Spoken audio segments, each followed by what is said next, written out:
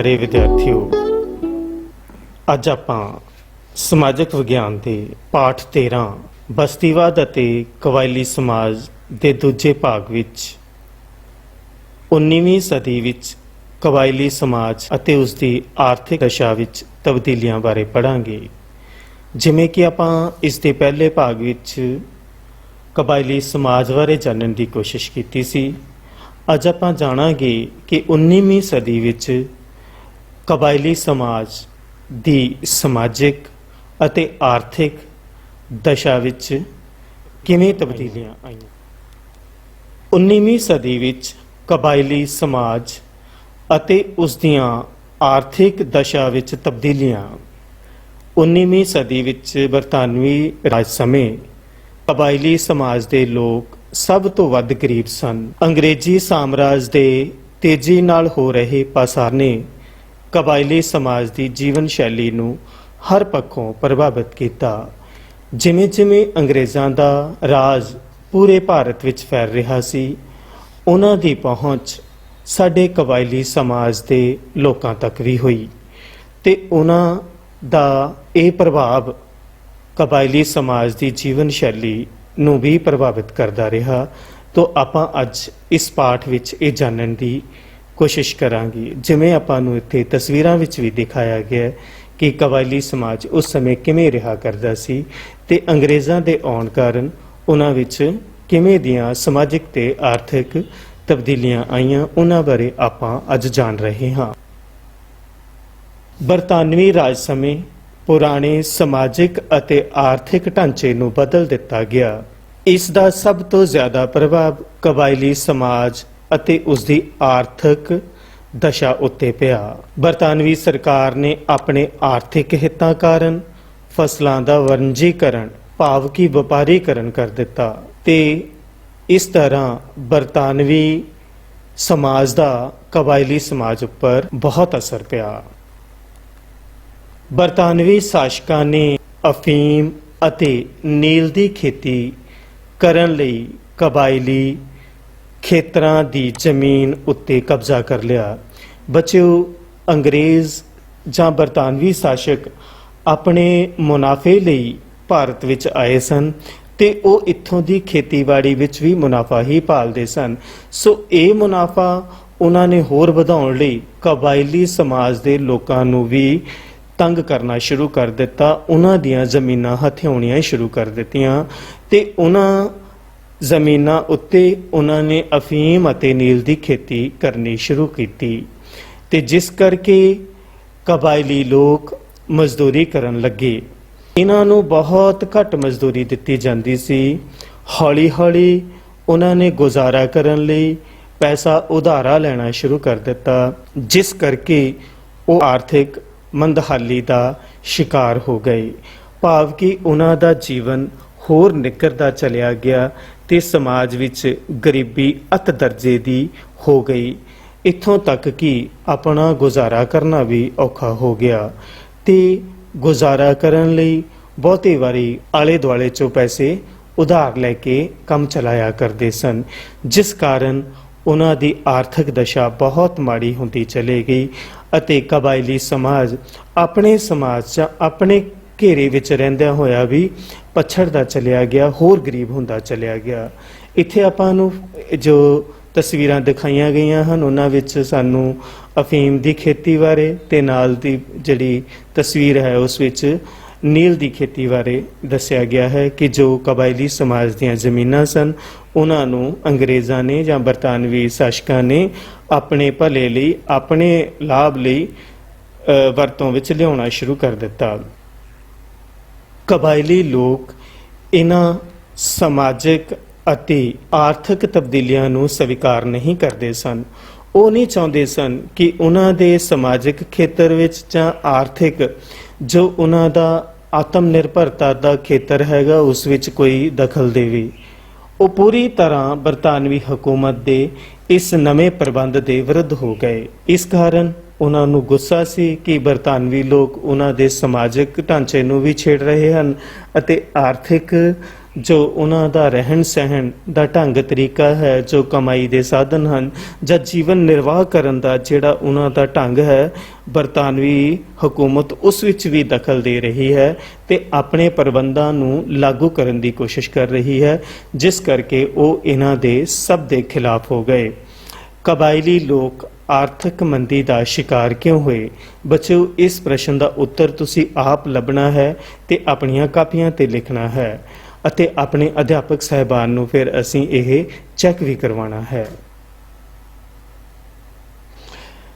ਕਬਾਇਲੀ ਲੋਕਾਂ ਦੁਆਰਾ ਵਿਦਰੋਹ। ਕੁਦਰਤੀ ਗੱਲ ਹੈ, ਜਦੋਂ ਕੋਈ ਵੀ ਕਿਸੇ ਦੇ ਜੀਵਨ ਵਿੱਚ ਦਖਲ ਦਿੰਦਾ ਹੈ ਤਾਂ ਉੱਥੋਂ ਦਾ ਸਮਾਜ ਉਸ ਦਾ ਵਿਰੋਧ ਜ਼ਰੂਰ ਕਰਦਾ ਹੈ। ਸੋ ਇਵੇਂ ਹੀ ਕਬਾਇਲੀ ਲੋਕਾਂ ਨੇ ਵੀ ਬਰਤਾਨਵੀ ਹਕੂਮਤ ਦਾ ਵਿਰੋਧ ਕਰਨ ਦੀ ਕੋਸ਼ਿਸ਼ ਕੀਤੀ, ਜੋ ਕਿ ਵਿਦਰੋਹ ਦੇ ਰੂਪ ਵਿੱਚ ਸਾਡੇ ਸਾਹਮਣੇ ਆਉਂਦਾ ਹੈ। ਤਾਂ ਆਪਾਂ ਇੱਥੇ ਹੁਣ ਕਬਾਇਲੀ ਲੋਕਾਂ ਦੁਆਰਾ ਵਿਦਰੋਹ ਸੰਬੰਧੀ ਜਾਣਨ ਦੀ ਕੋਸ਼ਿਸ਼ ਕਰਾਂਗੇ। ਉਪਰੋਕਤ ਕਾਰਨਾਂ ਕਰਕੇ ਕਬਾਇਲੀ ਸਮਾਜ ਦੇ ਲੋਕਾਂ ਨੇ ਦੇਸ਼ ਦੇ ਵੱਖ-ਵੱਖ ਹਿੱਸਿਆਂ ਵਿੱਚ ਅੰਗਰੇਜ਼ੀ ਸਰਕਾਰ ਵਿਰੁੱਧ ਵਿਦਰੋਹ ਸ਼ੁਰੂ ਕਰ ਦਿੱਤਾ। ਮੱਧ ਪ੍ਰਦੇਸ਼ ਵਿੱਚ ਭੀਲ ਲੋਕਾਂ ਨੇ, ਬਿਹਾਰ ਵਿੱਚ ਮੁੰਡਾ ਲੋਕਾਂ ਨੇ ਵਿਦਰੋਹ ਕੀਤਾ। ਉੜੀਸਾ ਵਿੱਚ ਗੌਂਡ ਲੋਕਾਂ ਨੇ, ਮੇਘਾਲਿਆ ਵਿੱਚ ਖਸੀਸ ਕਬੀਲੇ ਦੇ ਲੋਕਾਂ ਨੇ ਅਤੇ ਬਿਹਾਰ ਬੰਗਾਲ ਵਿੱਚ ਸੰਥਾਲ ਕਬੀਲੇ ਦੇ ਲੋਕਾਂ ਨੇ ਭਾਰੀ ਵਿਦਰੋਹ ਕੀਤਾ। ਭਾਵ ਕਿ ਇਹਨਾਂ ਨੇ ਬਰਤਾਨਵੀ ਹਕੂਮਤ ਦੀਆਂ ਨੀਤੀਆਂ ਦਾ ਦਿਲ ਖੋਲ ਕੇ ਵਿਰੋਧ ਕੀਤਾ। ਇਹ ਚਾਹੁੰਦੇ ਨਹੀਂ ਸਨ ਕਿ ਸਾਡੇ ਸਮਾਜ ਵਿੱਚ ਜਾਂ ਸਾਡੇ ਆਤਮ ਨਿਰਭਰਤਾ ਦੇ ਖੇਤਰ ਵਿੱਚ ਕੋਈ ਹੋਰ ਹਕੂਮਤ ਦਖਲ ਦੇਵੇ। ਸੋ ਇਸ ਲਈ ਇਹਨਾਂ ਲੋਕਾਂ ਨੇ ਇਹ ਵਿਦਰੋਹ ਕੀਤਾ ਤੇ ਪੂਰੀ ਜੀ ਜਾਨ ਦੇ ਨਾਲ ਉਹਨਾਂ ਨੇ ਇਸ ਵਿਰੋਧ ਵਿੱਚ ਹਿੱਸਾ ਵੀ ਲਿਆ। ਉੱਤਰ ਪੂਰਬੀ ਖੇਤਰ ਵਿੱਚ ਕਬਾਇਲੀ ਲੋਕਾਂ ਦੁਆਰਾ ਵਿਦਰੋਹ। ਉੱਤਰ ਪੂਰਬੀ ਇਲਾਕੇ ਵਿੱਚ ਵੀ ਕਬਾਇਲੀ ਲੋਕਾਂ ਨੇ ਵਿਦਰੋਹ ਕੀਤਾ। ਉੱਤਰ ਪੂਰਬੀ ਖੇਤਰ ਵਿੱਚ ਸਭ ਤੋਂ ਪਹਿਲਾਂ ਖਸੀਸ ਕਬੀਲੇ ਦੁਆਰਾ ਵਿਦਰੋਹ ਕੀਤਾ ਗਿਆ। ਪੂਰਬ ਵਿੱਚ ਜੈਂਤੀਆ ਪਹਾੜੀਆਂ ਤੋਂ ਲੈ ਕੇ ਪੱਛਮ ਵਿੱਚ ਗਾਰੋ ਪਹਾੜੀਆਂ ਤੱਕ ਦੇ ਖੇਤਰ ਵਿੱਚ ਖਸੀਸ ਕਬੀਲੇ ਦਾ ਅਧਿਕਾਰ ਸੀ। ਇਹ ਸਾਰਾ ਕਬੀਲਾ, ਇਹ ਸਾਰਾ ਖੇਤਰ ਖਸੀਸ ਕਬੀਲੇ ਦੇ ਕੋਲ ਆਉਂਦਾ ਸੀ। ਇਸ ਤੇ ਇਹਨਾਂ ਦਾ ਦਬਦਬਾ ਸੀ। ਤੀਰਥ ਸਿੰਘ ਇਸ ਕਬੀਲੇ ਦਾ ਮੋਢੀ ਸੀ। ਉਸ ਦੀ ਅਗਵਾਈ ਵਿੱਚ ਖਸੀਸ ਕਬੀਲੇ ਦੇ ਲੋਕਾਂ ਨੇ ਆਪਣੇ ਇਲਾਕਿਆਂ ਵਿੱਚੋਂ ਬਾਹਰੀ ਲੋਕਾਂ ਨੂੰ ਉਹ ਭਜਾਉਣਾ ਚਾਹੁੰਦੇ ਸਨ। ਮਿਤੀ 5 ਮਈ 1829 ਈਸਵੀ ਨੂੰ ਖਾਸੀਸ ਕਬੀਲੇ ਦੇ ਲੋਕਾਂ ਨੇ ਗਾਰੋ ਕਬੀਲੇ ਦੀ ਸਹਾਇਤਾ ਨਾਲ ਬਹੁਤ ਸਾਰੇ ਯੂਰਪੀਅਨਾਂ ਅਤੇ ਬੰਗਾਲੀਆਂ ਨੂੰ ਮਾਰ ਦਿੱਤਾ। ਯੂਰਪੀਅਨ ਕਲੋਨੀਆਂ ਨੂੰ ਅੱਗ ਲਗਾ ਦਿੱਤੀ। ਸੋ ਬੱਚਿਓ, ਆਪਾਂ ਵੇਖਦੇ ਹਾਂ ਕਿ ਇਹ ਕਬੀਲੇ ਵਿਚਲੇ ਲੋਕ ਵੀ ਵਿਦਰੋਹ ਕਰਨਾ ਜਾਣਦੇ ਸਨ। ਇਹਨਾਂ ਨੂੰ ਵੀ ਮਨਜ਼ੂਰ ਨਹੀਂ ਸੀ ਕਿ ਬਰਤਾਨਵੀ ਹਕੂਮਤ ਉਹਨਾਂ ਦੇ ਸਮਾਜ ਵਿੱਚ ਦਖਲ ਦੇਵੇ। ਉਹਨਾਂ ਦੇ ਜੋ ਆਤਮ ਨਿਰਭਰਤਾ ਦਾ ਉਹਨਾਂ ਦਾ ਇੱਕ ਢੰਗ ਸੀ, ਉਸ ਵਿੱਚ ਕਿਸੇ ਢੰਗ ਦਾ ਬਰਤਾਨਵੀ ਹਕੂਮਤ ਜਾਂ ਕੋਈ ਬਾਹਰੀ ਕੌਮ ਕੋਈ ਦਖਲ ਦੇਵੇ। ਇਸ ਲਈ ਉਹਨਾਂ ਨੇ ਇਹਨਾਂ ਦਾ ਵਿਰੋਧ ਕੀਤਾ। ਇੱਥੇ ਆਪਾਂ ਨੂੰ ਦੱਸਿਆ ਗਿਆ ਕਿ 5 ਮਈ 1829 ਈਸਵੀ ਨੂੰ ਖਾਸੀਸ ਕਬੀਲੇ ਦੇ ਲੋਕਾਂ ਨੇ ਯੂਰਪੀਅਨਾਂ ਅਤੇ ਬੰਗਾਲੀਆਂ ਨੂੰ ਇੱਥੋਂ ਤੱਕ ਕਿ ਮਾਰ ਵੀ ਦਿੱਤਾ ਤੇ ਯੂਰਪੀਅਨ ਜਿਹੜੀਆਂ ਕਲੋਨੀਆਂ ਸਨ, ਜਿੱਥੇ ਯੂਰਪੀਅਨ ਲੋਕ ਰਹਿੰਦੇ ਸਨ, ਉਹਨਾਂ ਨੂੰ ਅੱਗ ਵੀ ਲਗਾ ਦਿੱਤੀ। ਤੀਰਥ ਸਿੰਘ ਹੋਰ ਪਹਾੜੀ ਕਬੀਲਿਆਂ ਜਿਵੇਂ ਪੋਟਸ, ਸਿੰਘਫੋਸ ਆਦਿ ਨੂੰ ਵਿਦੇਸ਼ੀ ਪ੍ਰਸ਼ਾਸਨ ਤੋਂ ਮੁਕਤ ਕਰਾਉਣਾ ਚਾਹੁੰਦਾ ਸੀ। ਵਿਦੇਸ਼ੀ ਹੁੰਦੇ ਜਿਹੜੇ ਦੂਜੇ ਦੇਸ਼ ਤੋਂ ਆਏ ਹੋਣ ਤੇ ਬਰਤਾਨਵੀ ਸਾਡੇ ਦੇਸ਼ ਵਿੱਚ ਵਿਦੇਸ਼ੀ ਸਨ, ਜਿਹੜੇ ਕਿ ਦੂਜੇ ਦੇਸ਼ ਤੋਂ ਆ ਕੇ ਸਾਡੇ ਦੇਸ਼ ਵਿੱਚ ਆਪਣਾ ਪ੍ਰਸ਼ਾਸਨ, ਆਪਣਾ ਰਾਜ ਚਲਾਉਂਦੇ ਸੀ ਅਤੇ ਸਾਨੂੰ ਉਹ ਲੁੱਟਦੇ ਸੀ ਤੇ ਵੱਖ-ਵੱਖ ਢੰਗਾਂ ਦੇ ਨਾਲ ਉਹ ਆਪਣਾ ਮੁਨਾਫਾ ਚਾਹੁੰਦੇ ਸੀ ਸਨ।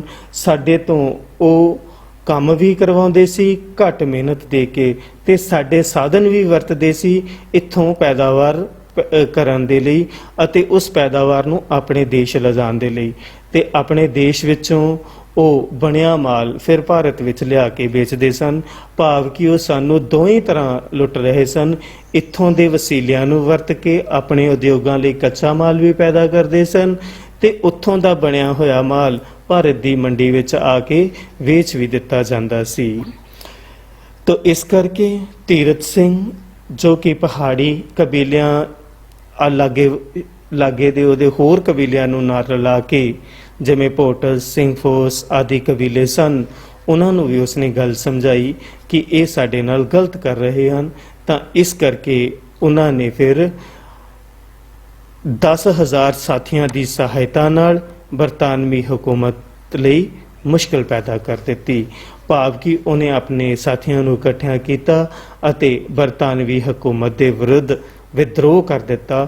ਭਾਵ ਕਿ ਉਹਨਾਂ ਦੀਆਂ ਨੀਤੀਆਂ ਨੂੰ ਨਾ ਮੰਨਣ ਦਾ ਤਹੱਈਆ ਕਰ ਲਿਆ, ਜਿਸ ਕਰਕੇ ਬਰਤਾਨਵੀ ਲੋਕ ਇਹਨਾਂ ਕਬੀਲਿਆਂ ਤੋਂ ਨਾ ਖੁਸ਼ ਹੋ ਗਏ। ਦੂਜੇ ਪਾਸੇ ਬਰਤਾਨਵੀ ਸੈਨਿਕਾਂ ਨੇ ਖਾਸੀਸ ਪਿੰਡਾਂ ਨੂੰ ਇੱਕ ਇੱਕ ਕਰਕੇ ਅੱਗ ਲਗਾ ਦਿੱਤੀ। ਇਹ ਹੁਣ ਬਰਤਾਨਵੀ ਸੈਨਿਕਾਂ ਦਾ ਜਾਂ ਬਰਤਾਨਵੀ ਹਕੂਮਤ ਦਾ ਇੱਕ ਰਿਐਕਸ਼ਨ ਸੀਗਾ, ਇੱਕ ਬਦਲੇ ਦੇ ਵਿੱਚ ਕੀਤੀ ਹੋਈ ਕਾਰਵਾਈ ਸੀਗੀ ਕਿ ਉਹਨਾਂ ਨੇ ਖਾਸੀਸ ਪਿੰਡਾਂ ਦੇ ਨੂੰ ਇੱਕ ਇੱਕ ਕਰਕੇ ਅੱਗ ਲਗਾਉਣੀ ਸ਼ੁਰੂ ਕਰ ਦਿੱਤੀ। ਭਾਵ ਕਿ ਲੋਕਾਂ ਨੂੰ ਤੰਗ ਕਰਨਾ ਸ਼ੁਰੂ ਕਰ ਦਿੱਤਾ। ਤੇ ਅੰਤ ਵਿੱਚ 1833 ਈਸਵੀ ਵਿੱਚ ਤੀਰਥ ਸਿੰਘ ਨੇ ਬਰਤਾਨਵੀ ਸੈਨਾ ਅੱਗੇ ਹਥਿਆਰ ਸੁੱਟ ਦਿੱਤੇ, ਭਾਵ ਕਿ ਆਪਣੇ ਆਪ ਨੂੰ ਸਮਰਪਣ ਕਰ ਦਿੱਤਾ। ਸੋ ਬੱਚਿਓ, ਇਸ ਤਰ੍ਹਾਂ ਉਹਨਾਂ ਨੇ ਕੋਸ਼ਿਸ਼ ਕੀਤੀ ਕਿ ਬਰਤਾਨਵੀ ਹਕੂਮਤ ਦੀਆਂ ਗਲਤ ਨੀਤੀਆਂ ਦਾ ਵਿਦਰੋਹ ਕਰੀਏ ਅਤੇ ਇਸ ਦੇ ਲਈ ਉਹ ਇਕੱਠੇ ਹੋ ਕੇ ਲੜੇ ਵੀ ਅਤੇ ਜੀ ਜਾਨ ਨਾਲ ਲੜੇ। ਅਤੇ ਅੰਤ ਜਦੋਂ ਪੇਸ਼ ਨਾ ਗਈ ਤੀਰਥ ਸਿੰਘ ਕੋਲੇ, ਕਿਉਂਕਿ ਪੁਰਾਣੇ ਢੰਗਾਂ ਦੇ ਨਾਲ ਲੜਨਾ ਤੇ ਇੱਕ ਹਕੂਮਤ ਨਾਲ ਲੜਨਾ ਬੜੀ ਔਖੀ ਗੱਲ ਹੈ, ਤੇ ਉਸਨੇ ਫਿਰ 1833 ਵਿੱਚ ਬਰਤਾਨਵੀ ਸੈਨਾ ਅੱਗੇ ਹਥਿਆਰ ਸੁੱਟ ਦਿੱਤੇ। ਤਾਂ ਹੁਣ ਸਾਡੇ ਕੋਲੇ ਇੱਕ ਛੋਟਾ ਜਿਹਾ ਪ੍ਰਸ਼ਨ ਹੈ ਕਿ ਜਿਹੜੇ ਕਬੀਲਿਆਂ ਨੇ ਅੰਗਰੇਜ਼ਾਂ ਵਿਰੁੱਧ ਵਿਦਰੋਹ ਕੀਤਾ ਸੀ, ਉਹਨਾਂ ਦੀ ਸੂਚੀ ਬਣਾਓ। ਸੋ ਬੱਚਿਓ, ਇਹ ਸੂਚੀ ਤੁਸੀਂ ਆਪਣੀਆਂ ਕਾਪੀਆਂ ਦੇ ਵਿੱਚ ਬਣਾਉਣੀ ਹੈ ਅਤੇ ਆਪਣੇ ਅਧਿਆਪਕ ਸਾਹਿਬਾਨ ਤੋਂ ਫਿਰ ਇਸ ਨੂੰ ਚੈੱਕ ਕਰਾਉਣਾ ਹੈ।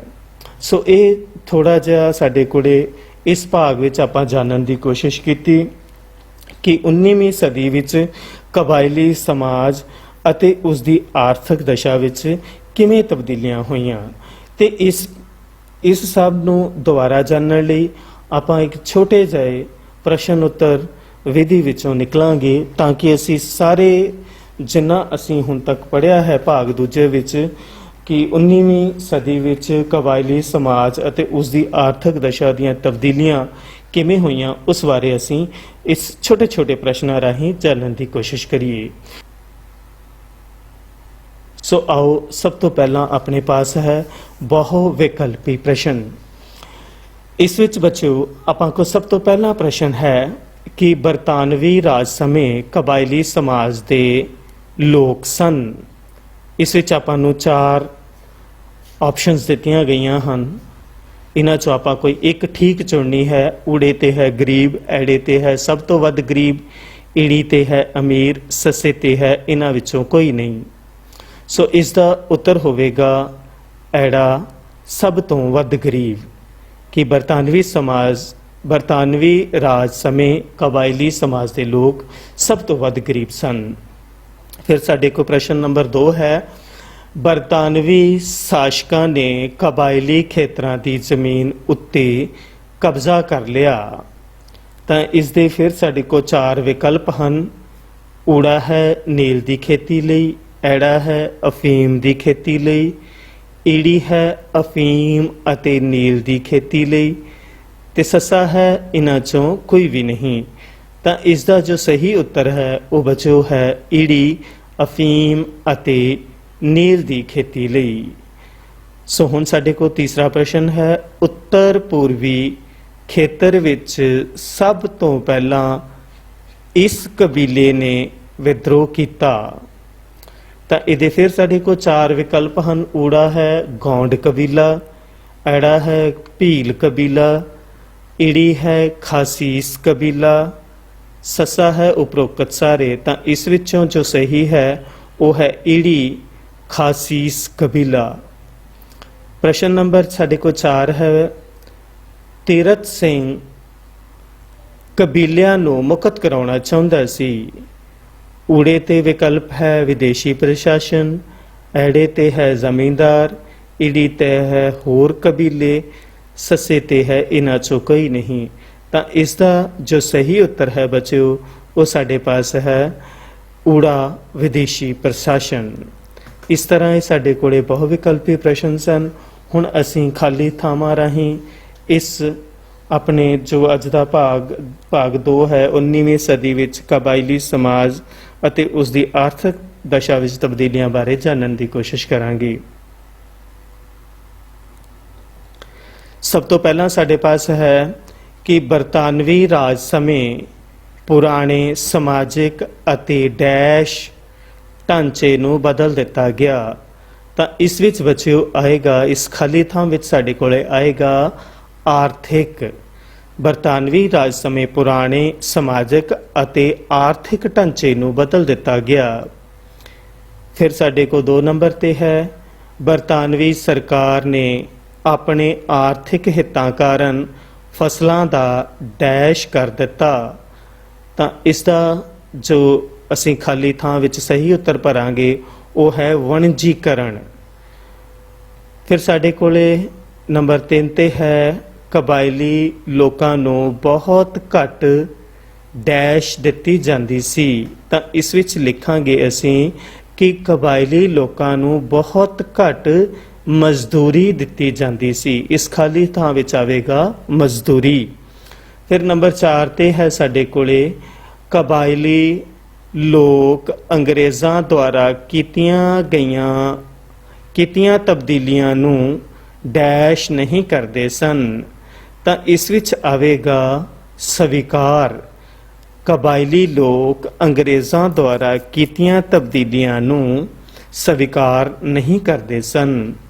ਫਿਰ ਸਾਡੇ ਕੋਲੇ ਹੈ ਨੰਬਰ 5 ਤੇ ਬੱਚਿਓ, ਕਬਾਇਲੀ ਸਮਾਜ ਦੇ ਲੋਕਾਂ ਨੇ ਦੇਸ਼ ਦੇ ਵੱਖ-ਵੱਖ ਹਿੱਸਿਆਂ ਵਿੱਚ ਡੈਸ਼ ਸਰਕਾਰ ਵਿਰੁੱਧ ਵਿਦਰੋਹ ਕਰ ਦਿੱਤਾ। ਤਾਂ ਇਸ ਵਿੱਚ ਆਏਗਾ ਅੰਗਰੇਜ਼ੀ ਸਰਕਾਰ। ਕਬਾਇਲੀ ਸਮਾਜ ਦੇ ਲੋਕਾਂ ਨੇ ਦੇਸ਼ ਦੇ ਵੱਖ-ਵੱਖ ਹਿੱਸਿਆਂ ਵਿੱਚ ਅੰਗਰੇਜ਼ੀ ਸਰਕਾਰ ਵਿਰੁੱਧ ਵਿਦਰੋਹ ਕਰ ਦਿੱਤਾ। ਫਿਰ ਸਾਡੇ ਕੋਲ 6 ਨੰਬਰ ਤੇ ਹੈ, ਤੀਰਥ ਸਿੰਘ ਖਸੀਸ ਕਬੀਲੇ ਦਾ ਡੈਸ਼ ਸੀ। ਤਾਂ ਇਸ ਵਿੱਚ ਆਏਗਾ ਬੱਚਿਓ ਮੋਢੀ। ਤੀਰਥ ਸਿੰਘ ਖਸੀਸ ਕਬੀਲੇ ਦਾ ਮੋਢੀ ਸੀ। ਫਿਰ ਨੰਬਰ 7 ਤੇ ਹੈ ਸਾਡੇ ਕੋਲੇ, ਤੀਰਥ ਸਿੰਘ ਨੇ ਬਰਤਾਨਵੀ ਸੈਨਾ ਅੱਗੇ ਡੈਸ਼ ਸੁੱਟ ਦਿੱਤੇ। ਤਾਂ ਇਸ ਵਿੱਚ ਆਏਗਾ ਹਥਿਆਰ। ਤੀਰਥ ਸਿੰਘ ਨੇ ਬਰਤਾਨਵੀ ਸੈਨਾ ਅੱਗੇ ਹਥਿਆਰ ਸੁੱਟ ਦਿੱਤੇ। ਸੋ ਇਸ ਤਰ੍ਹਾਂ ਇਹ ਸਾਡੇ ਕੋਲੇ ਖਾਲੀ ਥਾਵਾਂ ਸਨ ਜਿਨ੍ਹਾਂ ਦੇ ਜ਼ਰੀਏ ਅਸੀਂ ਇਸ ਪਾਠ ਨੂੰ ਹੋਰ ਚੰਗੀ ਤਰ੍ਹਾਂ ਸਮਝਣ ਦੀ ਕੋਸ਼ਿਸ਼ ਕੀਤੀ। ਹੁਣ ਸਾਡੇ ਕੋਲੇ ਛੋਟੇ-ਛੋਟੇ ਪ੍ਰਸ਼ਨ ਹਨ ਜਿਨ੍ਹਾਂ ਦਾ ਅਸੀਂ ਉੱਤਰ 1 ਤੋਂ 15 ਸ਼ਬਦਾਂ ਵਿੱਚ ਦੇਣਾ ਹੈ। ਸੋ ਸਭ ਤੋਂ ਪਹਿਲਾ ਪ੍ਰਸ਼ਨ ਹੈ ਬੱਚਿਓ, ਬਰਤਾਨਵੀ ਰਾਜ ਸਮੇਂ ਕਬਾਇਲੀ ਸਮਾਜ ਦੇ ਲੋਕ ਕਿਹੋ ਜਿਹੇ ਸਨ? ਪ੍ਰਸ਼ਨ ਮੈਂ ਦੁਹਰਾ ਦੇਵਾਂ, ਬਰਤਾਨਵੀ ਰਾਜ ਸਮੇਂ ਕਬਾਇਲੀ ਸਮਾਜ ਦੇ ਲੋਕ ਕਿਹੋ ਜਿਹੇ ਸਨ? ਤਾਂ ਇਸ ਦਾ ਉੱਤਰ ਹੈ ਕਿ ਸਭ ਤੋਂ ਵੱਧ ਗਰੀਬ, ਬਹੁਤ ਗਰੀਬ ਲੋਕ ਸਨ। ਫਿਰ ਸਾਡੇ ਕੋਲੇ ਪ੍ਰਸ਼ਨ ਨੰਬਰ 2 ਹੈ, ਬਰਤਾਨਵੀ ਰਾਜ ਸਮੇਂ ਕਿਹੜੇ ਪੁਰਾਣੇ ਢਾਂਚੇ ਨੂੰ ਬਦਲ ਦਿੱਤਾ ਗਿਆ? ਬਰਤਾਨਵੀ ਰਾਜ ਸਮੇਂ ਕਿਹੜੇ ਪੁਰਾਣੇ ਢਾਂਚੇ ਨੂੰ ਬਦਲ ਦਿੱਤਾ ਗਿਆ? ਤਾਂ ਇਸ ਦਾ ਉੱਤਰ ਹੈ ਸਮਾਜਿਕ ਅਤੇ ਆਰਥਿਕ ਢਾਂਚੇ ਨੂੰ। ਫਿਰ ਸਾਡੇ ਕੋਲੇ ਪ੍ਰਸ਼ਨ ਨੰਬਰ 3 ਹੈ, ਕਬਾਇਲੀ ਲੋਕਾਂ ਨੂੰ ਮਜ਼ਦੂਰੀ ਕਿੰਨੀ ਦਿੱਤੀ ਜਾਂਦੀ ਸੀ? ਕਬਾਇਲੀ ਲੋਕਾਂ ਨੂੰ ਮਜ਼ਦੂਰੀ ਕਿੰਨੀ ਦਿੱਤੀ ਜਾਂਦੀ ਸੀ? ਤਾਂ ਇਸ ਦਾ ਉੱਤਰ ਹੈ ਬਹੁਤ ਘੱਟ। ਫਿਰ ਸਾਡੇ ਕੋਲੇ ਬੱਚੋ ਪ੍ਰਸ਼ਨ ਨੰਬਰ 4 ਹੈ, ਕਬਾਇਲੀ ਲੋਕ ਕਿਸ ਦੇ ਵਿਰੁੱਧ ਸਨ? ਤਾਂ ਇਸ ਦਾ ਉੱਤਰ ਹੈ ਬਰਤਾਨਵੀ ਹਕੂਮਤ ਦੇ ਨਵੇਂ ਪ੍ਰਬੰਧ ਦੇ ਵਿਰੁੱਧ ਸਨ।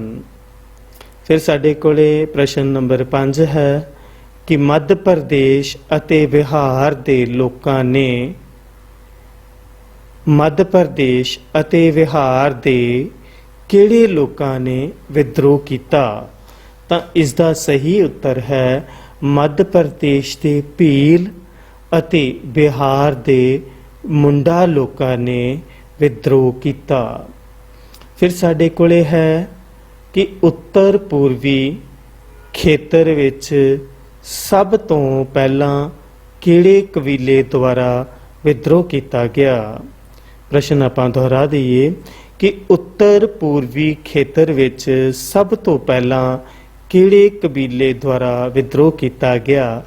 ਤਾਂ ਇਸ ਦਾ ਉੱਤਰ ਹੈ ਬੱਚਿਓ ਖਾਸੀਸ ਕਬੀਲੇ ਦੁਆਰਾ। ਸੋ ਇਸ ਤਰ੍ਹਾਂ ਇਹ ਸਾਡੇ ਕੋਲੇ ਛੋਟੇ ਛੋਟੇ ਪ੍ਰਸ਼ਨ ਸਨ ਜਿਨ੍ਹਾਂ ਦੇ ਰਾਹੀਂ ਆਪਾਂ ਇਸ ਪਾਠ ਦੇ ਇਸ ਭਾਗ ਨੂੰ ਹੋਰ ਚੰਗੀ ਤਰ੍ਹਾਂ ਸਮਝ ਸਕਦੇ ਹਾਂ।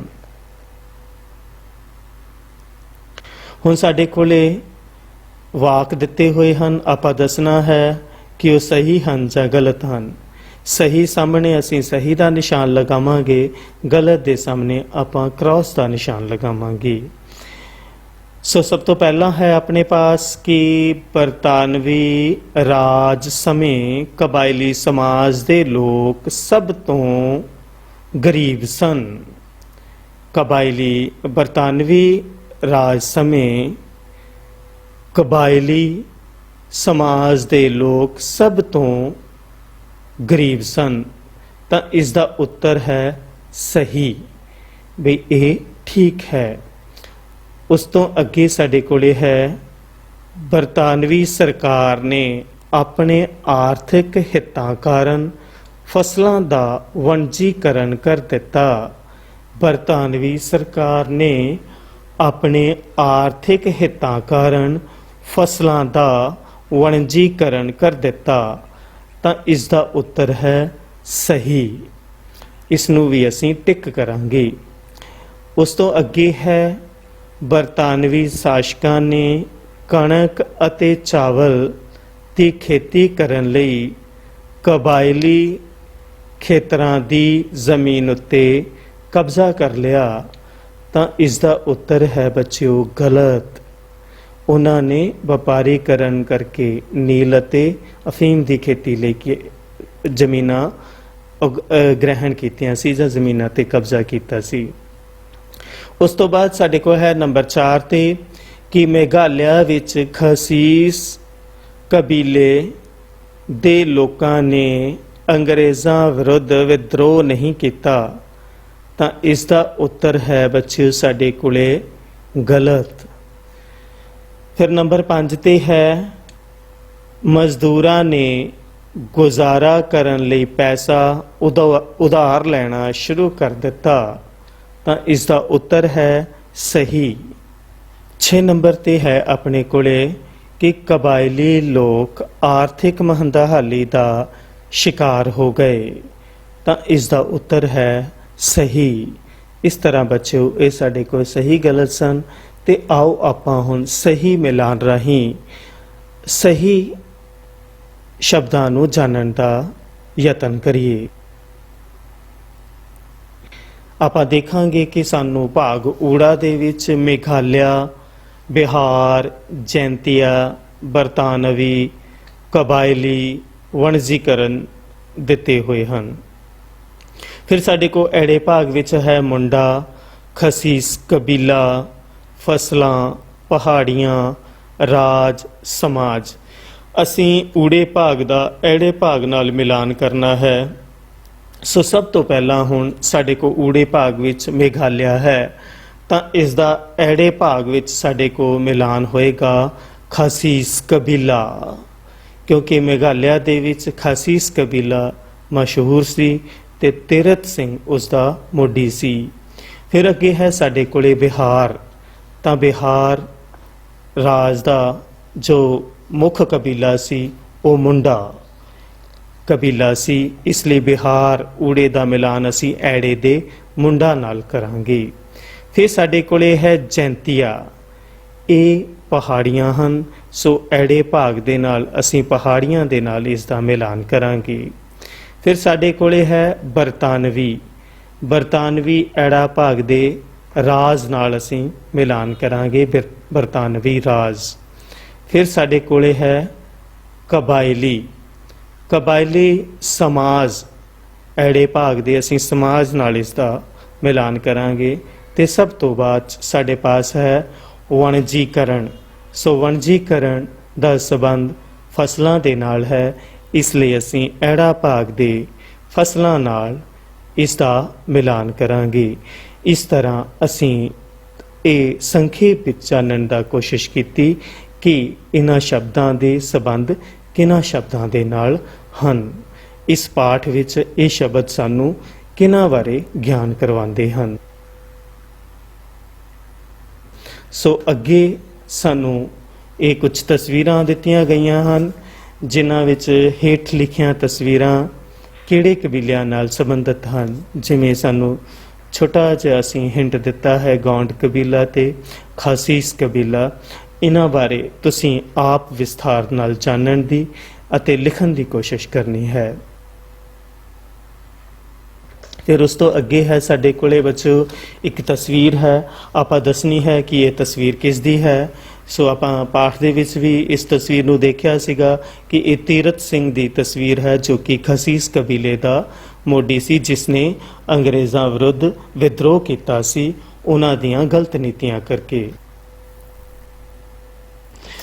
ਸੋ ਹੁਣ ਆਪਣੇ ਕੋਲੇ ਇੱਕ ਤਸਵੀਰ ਦਿਖਾਈ ਗਈ ਹੈ, ਆਪਾਂ ਜਾਣਨਾ ਹੈ ਕਿ ਇਸ ਵਿੱਚ ਕਿਸ ਚੀਜ਼ ਦੀ ਖੇਤੀ ਕੀਤੀ ਗਈ ਹੈ, ਇਹ ਕਿਹੜੀ ਖੇਤੀ ਦੀ ਤਸਵੀਰ ਹੈ। ਤਾਂ ਇਸ ਵਿੱਚ ਇਸ ਦਾ ਰੰਗ ਹੀ ਸਾਨੂੰ ਦੱਸਦਾ ਹੈ ਕਿ ਥੋੜਾ ਜਿਹਾ ਨੀਲਾ ਰੰਗ ਸਾਨੂੰ ਦਿਖਾਈ ਦਿੰਦਾ ਹੈ, ਸੋ ਨੀਲ ਦੀ ਖੇਤੀ ਨਾਲ ਇਹ ਸੰਬੰਧਿਤ ਤਸਵੀਰ ਹੈ। ਸੋ ਇਸ ਤਰ੍ਹਾਂ ਬੱਚਿਓ ਆਪਾਂ ਇਸ ਭਾਗ ਵਿੱਚ ਇਹ ਜਾਣਨ ਦੀ ਕੋਸ਼ਿਸ਼ ਕੀਤੀ ਕਿ ਜੋ 19ਵੀਂ ਸਦੀ ਵਿੱਚ ਬਰਤਾਨਵੀ ਰਾਜ ਸਮੇਂ ਕਬਾਇਲੀ ਸਮਾਜ ਦੇ ਲੋਕ ਬਹੁਤ ਗਰੀਬ ਸਨ ਅਤੇ ਅੰਗਰੇਜ਼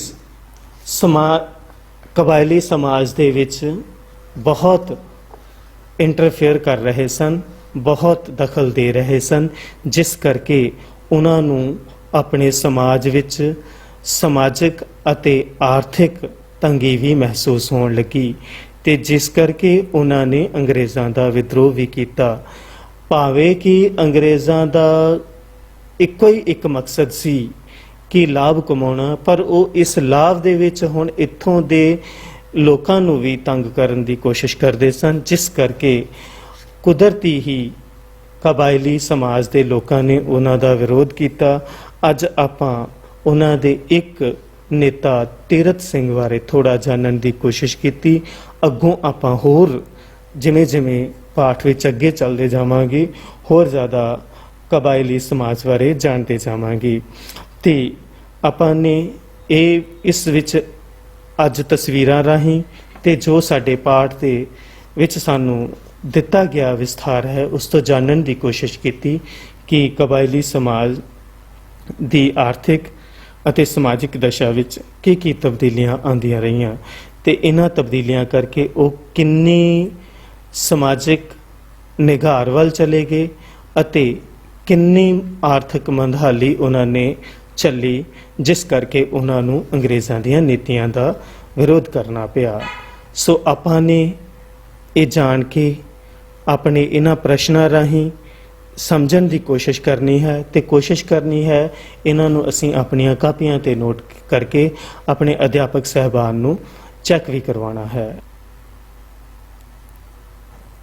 ਪਿਆਰੇ ਵਿਦਿਆਰਥੀਓ, ਮੈਨੂੰ ਆਸ ਹੈ ਕਿ ਤੁਹਾਨੂੰ ਚੰਗੀ ਤਰ੍ਹਾਂ ਸਮਝ ਆ ਗਿਆ ਹੋਵੇਗਾ ਕਿ ਕਬਾਇਲੀ ਸਮਾਜ ਕਿਵੇਂ ਉਸ ਸਮੇਂ ਬਰਤਾਨਵੀ ਰਾਜ ਦੇ ਅਧੀਨ ਰਹਿੰਦਾ ਸੀ ਅਤੇ ਉਹਨਾਂ ਦੀਆਂ ਕੀ ਤੰਗੀਆਂ ਸਨ ਜਿਨ੍ਹਾਂ ਕਰਕੇ ਉਹਨਾਂ ਨੂੰ ਵਿਦਰੋਹ ਕਰਨਾ ਪਿਆ। ਅਤੇ ਭਾਵੇਂ ਕਿ ਅੰਗਰੇਜ਼ਾਂ ਨੇ ਉਹ ਵਿਦਰੋਹ ਦਬਾ ਦਿੱਤਾ ਸੀ, ਤੇ ਆਪਾਂ ਕੋਸ਼ਿਸ਼ ਕਰਾਂਗੇ ਅਗਲੇ ਭਾਗ ਨੰਬਰ 3 ਵਿੱਚ ਅਸੀਂ ਹੋਰ ਕਬੀਲਿਆਂ ਦੁਆਰਾ ਅੰਗਰੇਜ਼ੀ ਹਕੂਮਤ ਵਿਰੁੱਧ ਕੀਤੇ ਗਏ ਵਿਦਰੋਹ ਬਾਰੇ ਪੜ੍ਹਾਂਗੇ ਤੇ ਜਾਣਾਂਗੇ। ਸੋ ਤੁਹਾਡਾ ਸਭ ਦਾ ਬਹੁਤ ਬਹੁਤ ਧੰਨਵਾਦ।